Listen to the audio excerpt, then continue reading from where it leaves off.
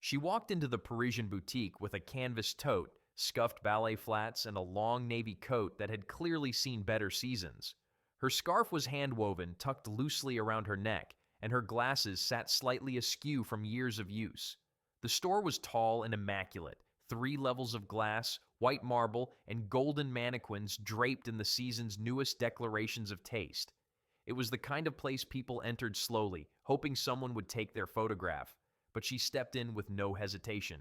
No phone held high, no social media post announcing her location, just a quiet curiosity in her gaze and a folded list in her hand. The boutique staff noticed her immediately, not because they recognized her, but because they did not. A floor assistant in towering heels glanced up from a display of limited edition handbags, narrowed her eyes at the woman's coat, and turned away. A sales associate near the perfume counter gave a faint, involuntary laugh and nudged his coworker. Lost, probably, he whispered, or looking for the clearance rack. Poor thing. From the second floor landing, a woman descended, tall, sculpted, draped in a tailored black wrap dress that had been featured in half a dozen fashion editorials.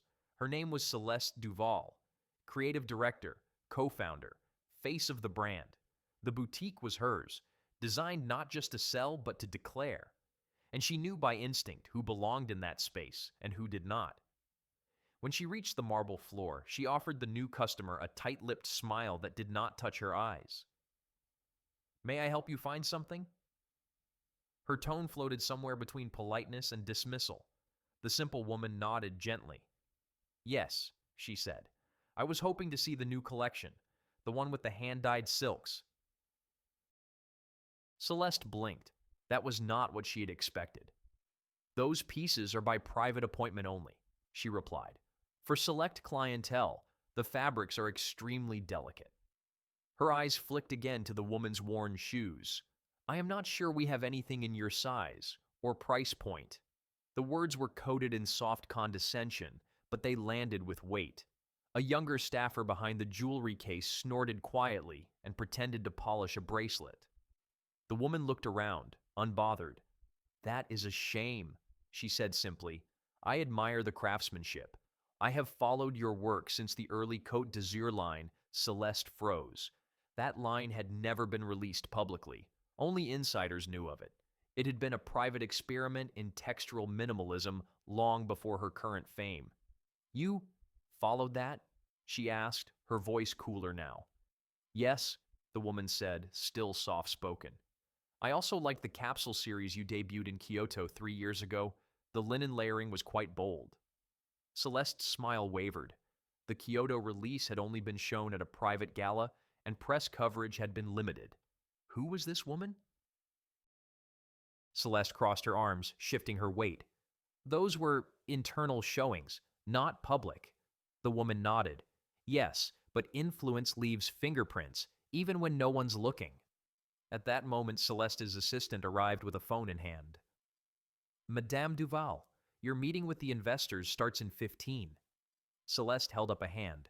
She had no intention of leaving now, not until she understood what game this stranger was playing. "Do you have a name?" she asked, "or are you just here to drop obscure references?" The woman smiled faintly and pulled a small notebook from her bag. She flipped it open to a page lined with sketches, fluid lines, layered silhouettes, intricate pleating. They were not copies of Celeste's work. They were suggestions, evolutions, designs that bridged her past collections with bolder new directions. Celeste's breath hitched. These were good, original, visionary even. But she forced a laugh. "Where did you get these?" she demanded. "Pinterest?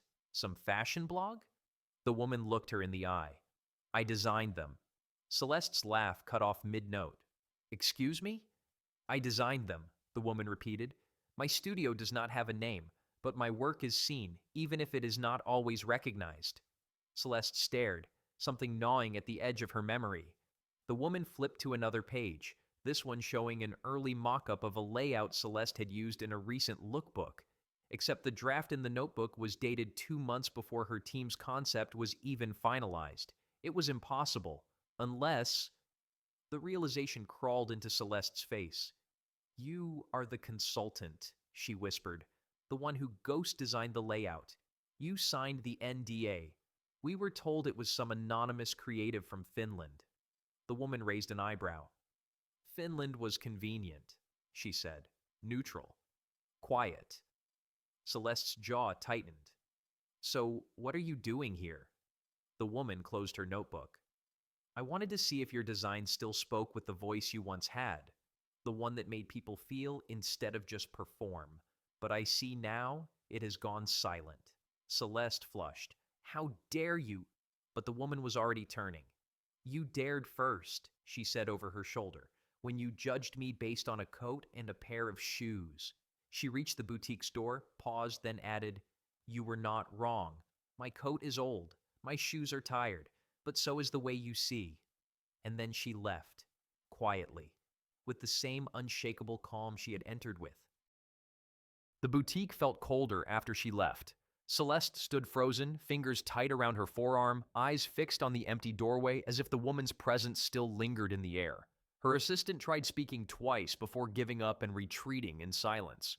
Celeste turned sharply, heels clicking like accusation across the marble floor. She stormed into the back office, slamming the door behind her. She yanked open a drawer and pulled out her design archives, flipping through sketches, press releases, and drafts from previous seasons. There, hidden in a folder marked third-party review, was the layout template, the exact one that woman had drawn in her notebook. Celeste stared at the signature at the bottom. M. Callan. No full name, no bio. Just a payment receipt from a digital design hub that routed projects anonymously to elite studios in need of inspiration. M. Callan had delivered 3 times over the last 4 years. Each time the results had been extraordinary, groundbreaking even. Celeste had built entire campaigns from them. The mystery designer was rumored to be a collective, a think tank. No one had imagined she might be a single woman, and certainly not a woman with a canvas tote and a worn coat. The thought twisted something deep in Celeste's chest, not just embarrassment, exposure. She had dismissed someone who had quietly shaped her own success. Worse, she had mocked her, belittled her, treated her like a trespasser in a world she had helped construct.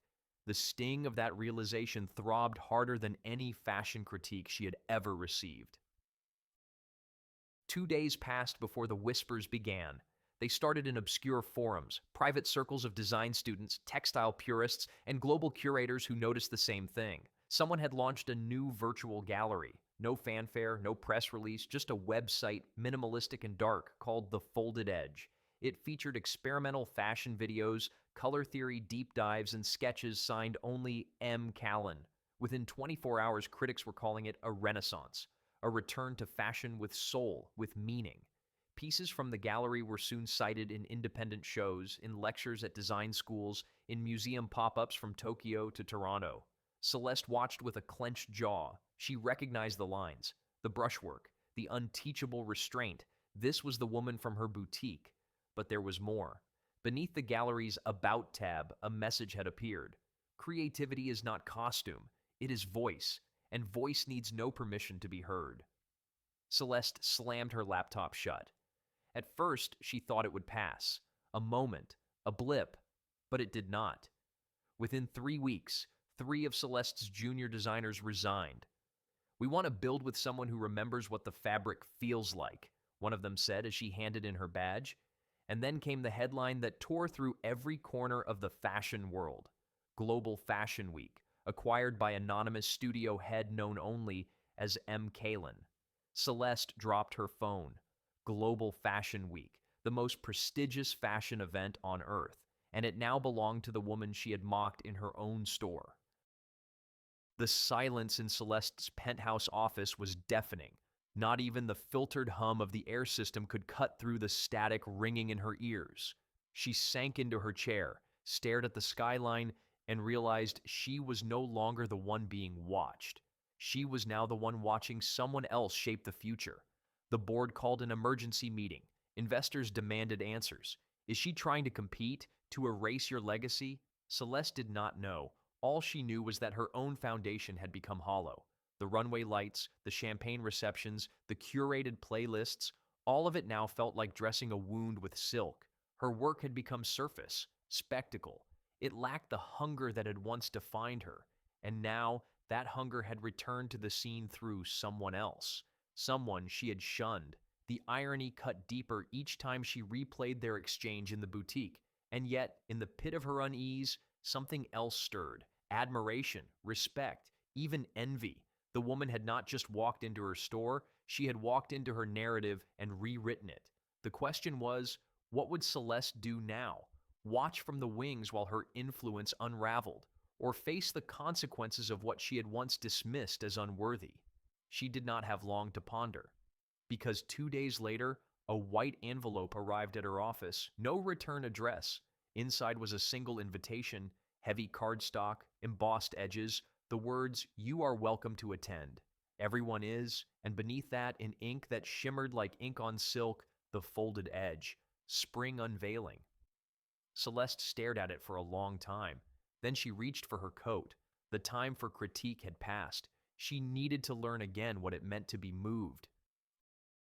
Celeste arrived 15 minutes early. The invitation had included no brand name, no RSVP link, no dress code, just a set of coordinates and a time. Her assistant had been puzzled. Her publicist had advised against going at all. "You have appearances to maintain," she had said. But Celeste had not listened.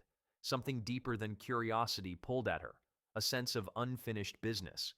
As the car rolled into a quiet warehouse district by the Seine, she saw the people first, a long line of them, curving around the corner, dressed in everything from threadbare denim to avant-garde masterpieces. It was not a crowd gathered to be seen. It was a crowd gathered to feel. There was no logo, no velvet ropes, no flashing cameras, just an open steel door and warm amber light pouring out into the evening. She stepped out. No one noticed, or rather, no one made a fuss. It was the most liberating thing she had felt in months. Inside, the space was open and raw. The concrete walls were softened by suspended textiles that floated like whispers. There was no runway. Instead, an open circle marked by light and presence. In the center stood a sculpture of clothing layered onto a figure made of woven cane. Around it, mannequins turned slowly, each displaying one design after another. But they were not just outfits. They were memories. Textures of grief, joy, defiance, and love sewn into every seam. Each piece had a card beside it, not a price, a story. Some were handwritten, others typed, all real. One read, "Made during the quiet hours between hospital visits." Another, "Inspired by the way my grandmother's coat still smelled of rosemary." Celeste felt her throat tighten. This was not a fashion show. It was something older, truer, more necessary. And then she saw her, across the room, the woman from the boutique. She stood quietly near the edge, watching others take in the work. Her gray tunic hung loose over tailored trousers, and her shoes, soft leather, worn smooth at the toes, barely made a sound. But people noticed her. They came up quietly, shook her hand, whispered their thanks. Some hugged her, others cried. She received it all with grace, not as a celebrity, but as someone who had made space for others to feel seen. Celeste did not approach right away. She walked the perimeter first, stopping at each display. At every turn, she saw echoes of old inspiration, but not from her, from the woman, the very same one she had once dismissed. Here were versions of ideas she had only ever half-formed. There were silhouettes she had once feared to sketch, but the woman had not only drawn them, she had refined them, shared them, and now they pulsed with meaning. Celeste felt something tear quietly inside her. Not shame, not regret, but something older, like humility waking up after a long sleep. She crossed the floor slowly and stopped just a few steps away. The woman turned. Their eyes met. "You came," the woman said gently. "Of course I came," Celeste replied. I could never have imagined this." The woman nodded. "That is the point. Too much of fashion became what we expected. This was what came when I stopped asking permission." Celeste's voice caught. "I was unkind." The woman did not flinch. "You were afraid. That is how unkindness often begins." Celeste exhaled and looked around again. "This feels like a beginning," she murmured, "but it also feels like a reckoning." The woman glanced at the crowd. Maybe both. Maybe that is what we needed. They stood in silence for a few moments, surrounded by people tracing emotion into fabric, translating wounds into color. Then Celeste said, "You could have excluded me. You had every reason." The woman shook her head. "Exclusion is the language that broke us. I wanted to speak something else." She turned toward a display, an intricate jacket with asymmetrical pleats and hand-stitched poetry lining the inner seams. "This was the first piece I made after our encounter. I nearly burned it. I thought maybe it was only anger talking, but it became something more, a reminder of how easy it is to forget where inspiration truly lives." Celeste reached out, fingers trembling as she brushed the edge of the sleeve. "You reminded me what this was about." The woman smiled softly. "Good, because we need you back. Not the brand, not the billboard, you." Celeste felt her eyes sting. She had not cried in years, not even at her own milestone shows. But here, in a quiet room of rotating mannequins and whispered stories, something in her softened. She did not offer to collaborate. She did not beg to be included. She simply said, "Thank you," and meant it more than she had meant anything in a decade. They stood together as the music swelled gently, strings layered over rain sounds, punctuated by silence like breath. No applause followed each garment, no influencer commentary, just reverence, stillness, and a long overdue return to what mattered. When Celeste left hours later, she walked without her driver. Her heels clicked softly against the cobblestone. Her notebook, for the first time in years, was filled with sketches again.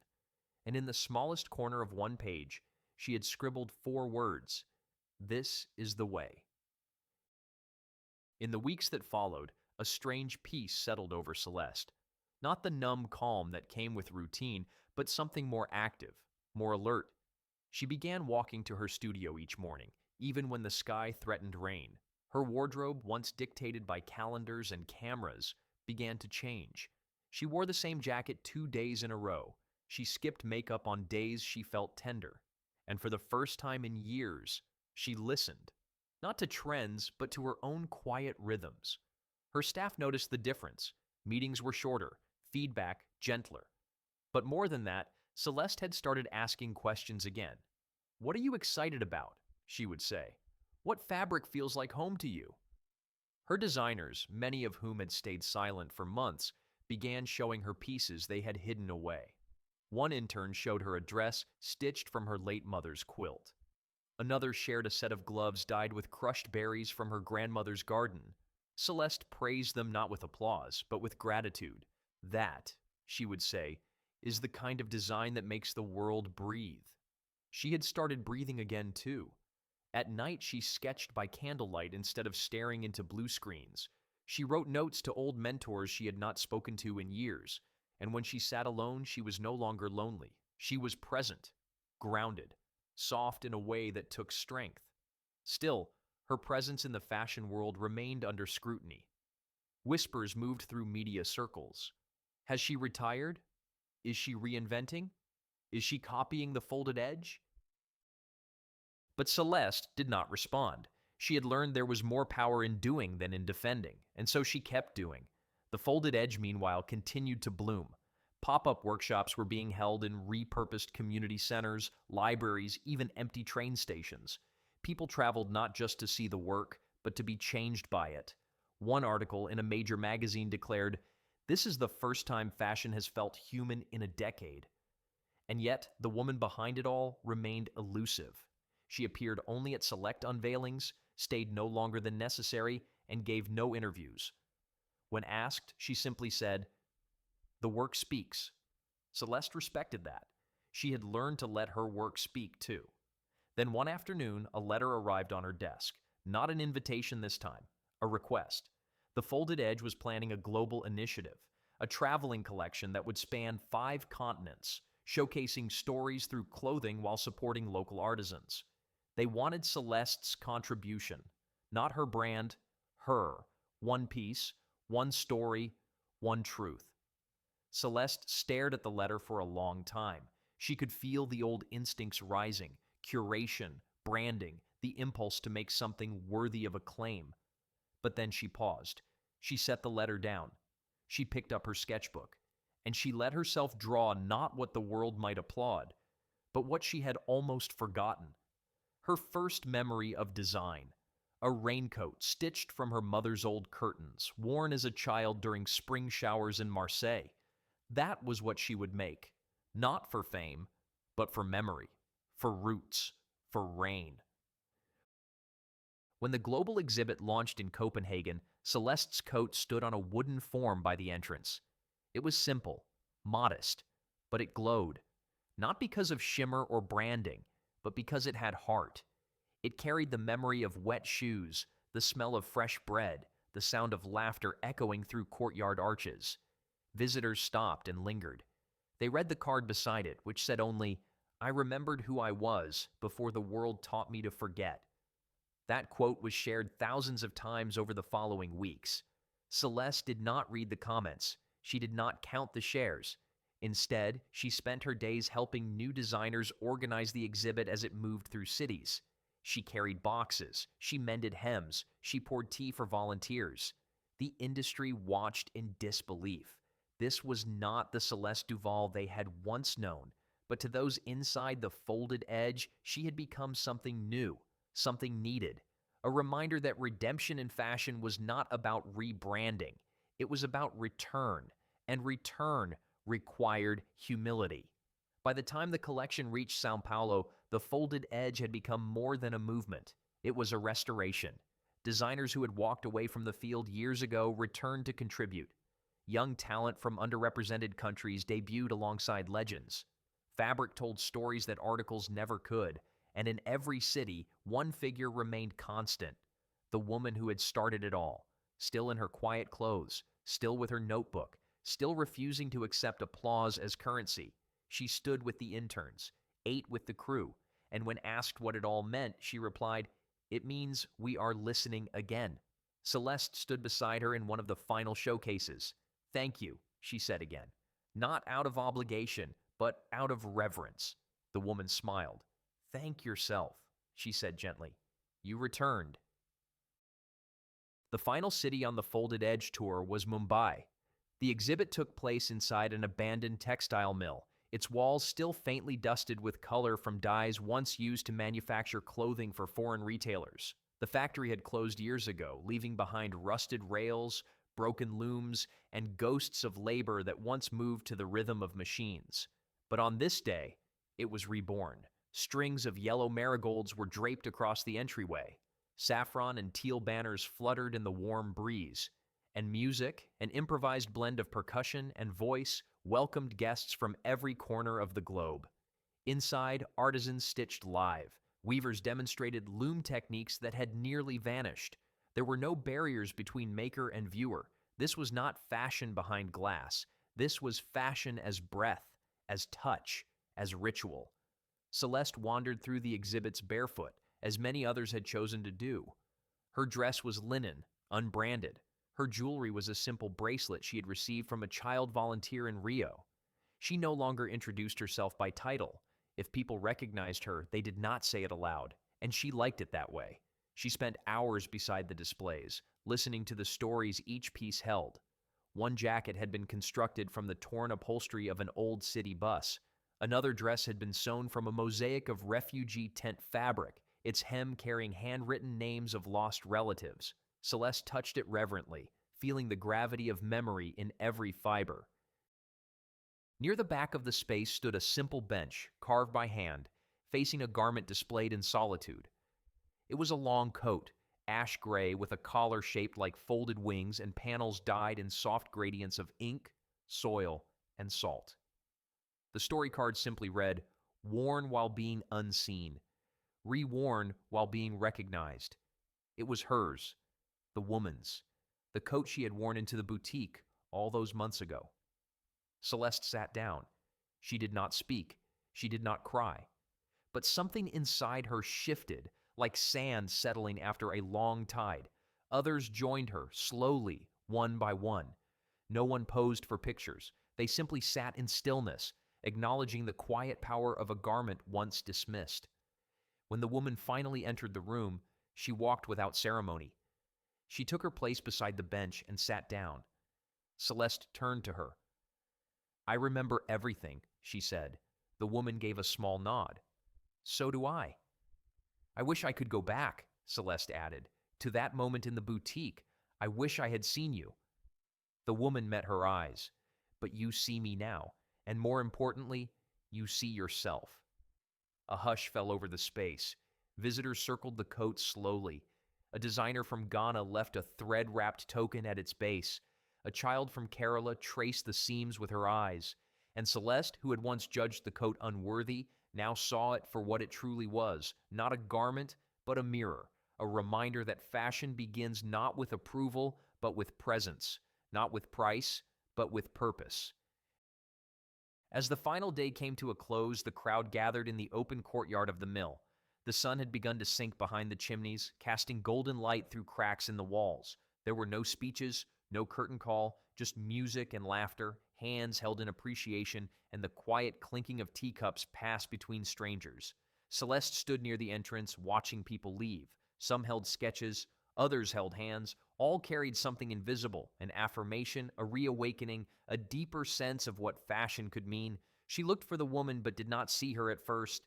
Then she spotted her, helping an elder fold fabric into a handcart. No spotlight, no entourage, just work, just care. Celeste walked over, offered a hand, and together they loaded the last of the materials into the cart. "What happens now?" Celeste asked. The woman smiled. "Now we rest, and then we begin again." Celeste nodded. "If you ever need help with anything, I will call," the woman said, then added, "when the time is right."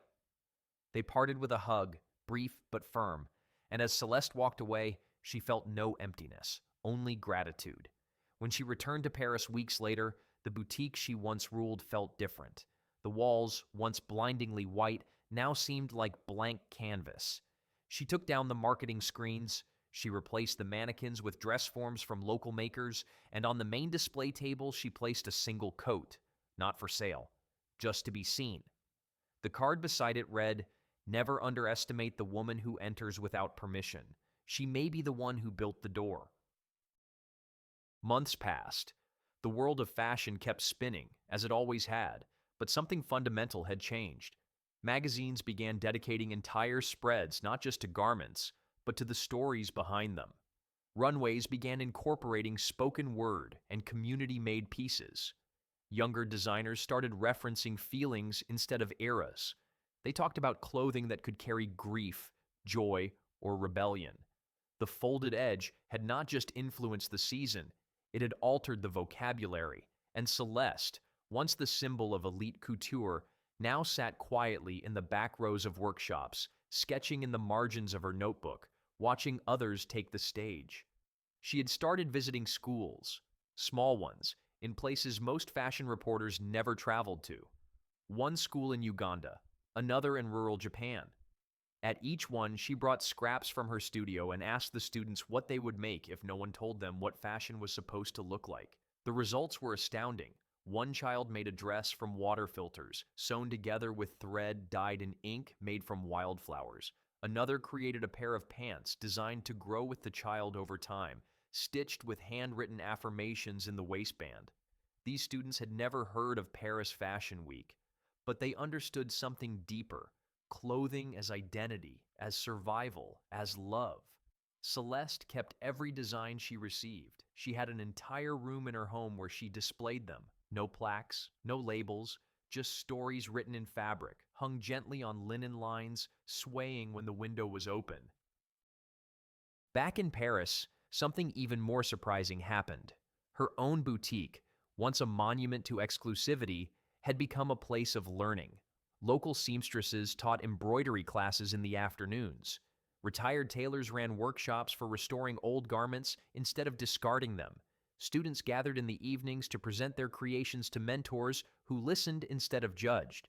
And on the last Friday of every month, they held something called Open Thread, where anyone could bring in a piece of clothing and tell the story of how it came into their life.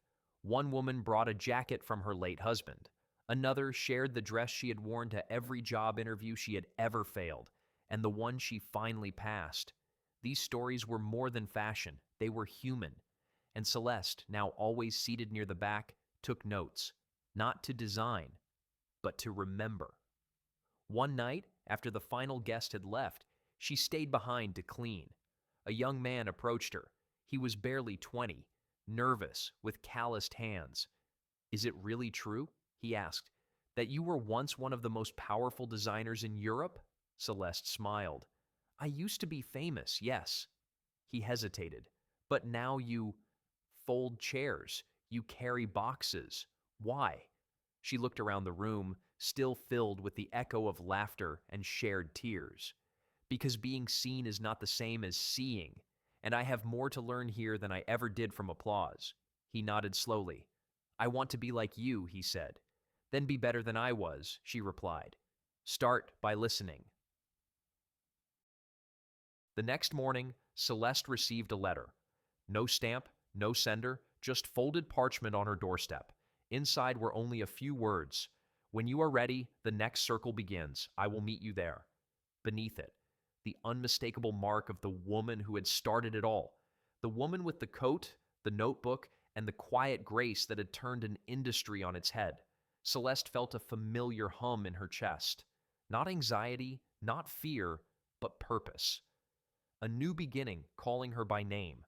Weeks later, she boarded a train bound for a coastal town she had never visited.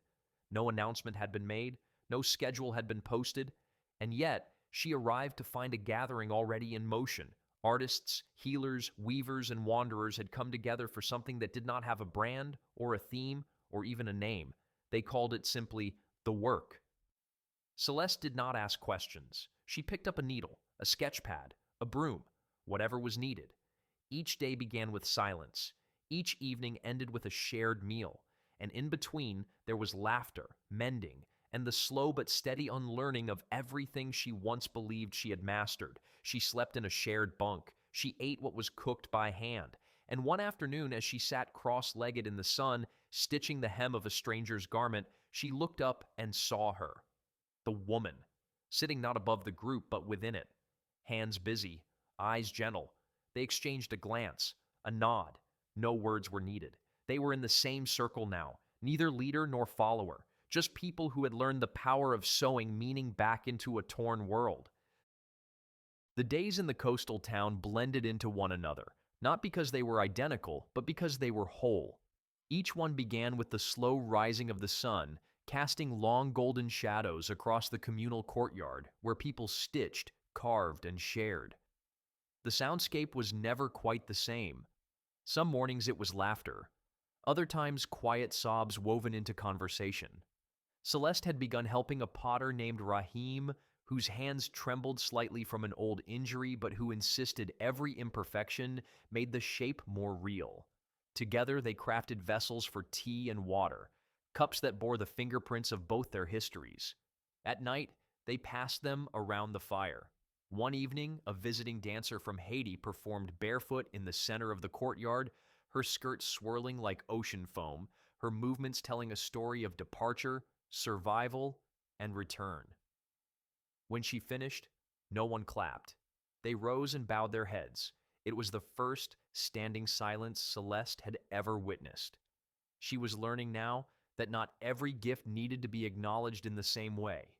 One night during a rainstorm, she sat huddled under a patched tarp with a few others, sharing stories of the first things they had ever made: a shoelace necklace, a paper doll, a recipe scribbled in the margins of an old book. No one talked about collections or brands or shows. They talked about origin. The moment their hands first tried to shape something out of love, or desperation, or grief. Celeste shared too, about the time she sewed a button into the inside of her blazer for courage.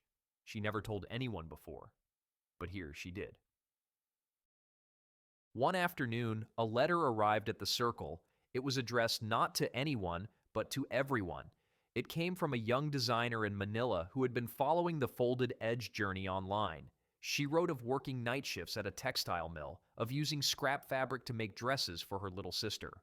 Her note ended with one request: "If you still believe in what I cannot see yet, please send me one thread from your hands."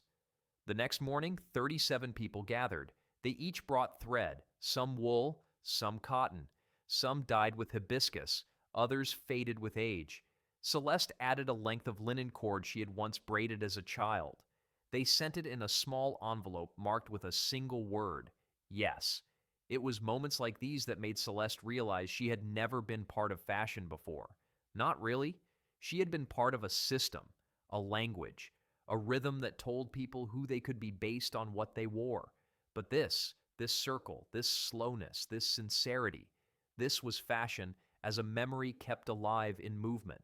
She began collecting phrases from stories, from dreams, from passing conversations. She wrote them on fabric scraps and pinned them above her sleeping mat. One read, "To stitch is to remember." Another said, "Every hem hides a heartbeat." She no longer cared if her name was spoken in the press. Her value came from presence, from staying, from holding space instead of trying to own it. As spring unfolded, new people joined. A shoemaker from Istanbul, a poet from Mexico, a chef from Morocco who served meals on palm leaves and told stories with every course. They did not come to teach, and yet everyone learned. One morning, while washing brushes by the well, Celeste noticed the woman again. She was kneeling in the garden, coaxing sprouts out of a planter box that looked like it had been salvaged from a shipwreck. Celeste approached slowly. "May I help?" The woman looked up, hands coated in soil. "Always." Together they worked in silence for an hour, hands deep in dirt, planting fennel, radish, and basil. Finally, Celeste asked, "What are we growing this for?" The woman smiled, "For whoever is hungry when it grows." Celeste sat back. "I used to think design was about being the first. Now I think maybe it is about being the last, the one who stays long enough to make it matter." The woman nodded. "First to speak makes a mark. Last to stay makes meaning." They watered the soil, watched it darken, and moved on to carry water to the others. Later that evening, the woman stood up before dinner and held a small scrap of fabric in her hand. "We have been gathering for a while now," she said, "and the work continues, but it also changes." She passed the fabric to the left. "Each of you will take a piece of this. And when the time is right, you will use it, not to finish something, but to begin again." When the fabric came to Celeste, she cradled it like a stone warmed by sun. It was soft, frayed at the edges, dyed in patterns she did not recognize. She did not know when or how she would use it, but she knew it would matter, because it had been given without expectation, because it had been earned, because it carried the memory of every thread that came before it. Summer arrived with the rhythm of slow winds and blooming edges. The coastal town felt warmer not just in weather but in presence. The old stone walls were now covered in tapestries woven by many hands, some vibrant, others muted, all meaningful. Every person who had passed through the circle had left something behind, a strand of yarn, a scribbled recipe, a photograph, a whispered prayer. And though people still came and went, the energy remained unbroken. One evening, as the sky melted into lavender, the woman gathered everyone in the courtyard once more. She did not stand above them, but sat in the center, knees tucked under, hands resting gently on her lap. "The thread we shared has carried us," she said, "but thread must move. It must pass on. Tonight is our final circle here." Murmurs rippled through the group, not in resistance, but in reverence. They had known, somehow, that this was never permanent, that all sacred things must learn to move. Celeste listened with her heart thudding gently. The idea of leaving did not frighten her, but the idea of forgetting did. She watched as the woman unfolded a large textile, stitched from fragments of the fabric they had all once shared. In it, each pattern bore fingerprints. One square carried paint from the dancer's skirt. Another held embroidery from the shoemaker's apprentice. Celeste's piece, small but intact, formed the collar, a place where stories rested, near the voice. "This," the woman said, "is not an end. It is a garment for the next place. We will leave it behind here, for the next soul who stumbles in without knowing why. They will not find a lecture. They will find this, and they will know they are not alone." That night, the fire burned lower than usual, but its warmth reached further. Celeste stayed awake well past midnight, sitting on a worn step, watching the smoke curl into the stars. She had no suitcase, just a small cloth bag with her notebook, a spoon carved from cedar, and a hand-stitched pouch filled with seeds someone had gifted her. She did not know where she was going next, but for once, not knowing felt like an invitation. The next morning, the woman was already gone. No farewell, no announcement. Just a folded napkin left on the breakfast table with one word written in pen: continue. Celeste smiled. She walked down the narrow path toward the train station, passing old fishing nets, salt barrels, and birds that sang without reason. On the platform, a young girl in a sun hat asked if she was leaving. Not really, Celeste replied, just planting somewhere else. The train came with a soft rumble, and as it pulled away, she watched the coastline blur into memory. In the cities that followed, Celeste no longer stayed in hotels. She lodged with weavers, with elders, with students. Her time was paid for not in money, but in listening. And when she finally returned to Paris, it was through a side street most people forgot. Her boutique still stood, but it had changed. She opened the doors to find walls covered with visitor sketches, racks filled with reimagined heirlooms, and a back room turned into a sewing library. A little girl sat on the floor with scissors too big for her hands, carefully trimming lace into the shape of waves. Celeste knelt beside her. "What are you making?" The girl looked up. "A dress for my future." Celeste rose, went to the back room, and opened a box she had not touched in years. Inside were clippings from magazines, old press passes, notes from shows, and the coat she had first worn into the folded edge unveiling. She laid it on the table, ran her fingers along the worn seams, and then, with a deep breath, she reached for her scissors. She cut a square from the back panel, precisely, reverently, and stitched it into a new piece she had started just days ago, a scarf, lightweight, for summer, and on the edge of it, she embroidered the words the woman had once said aloud: "We remember each other by how we stay, not by how we are seen." That scarf became the first piece in her new collection, but she no longer called it a line or a launch. She simply called it Gathering, and instead of models, she invited the people who had made her whole: the potter, the dancer, the shoemaker, the child. They each wore pieces made for movement, for living, for loving. There were no lights, no sponsors, just a field behind a bakery and the sound of music made from wind and leaves. When it ended, no one clapped. They sang, a chorus that began low and grew into something full and aching. Celeste sang too, not with pitch, but with presence.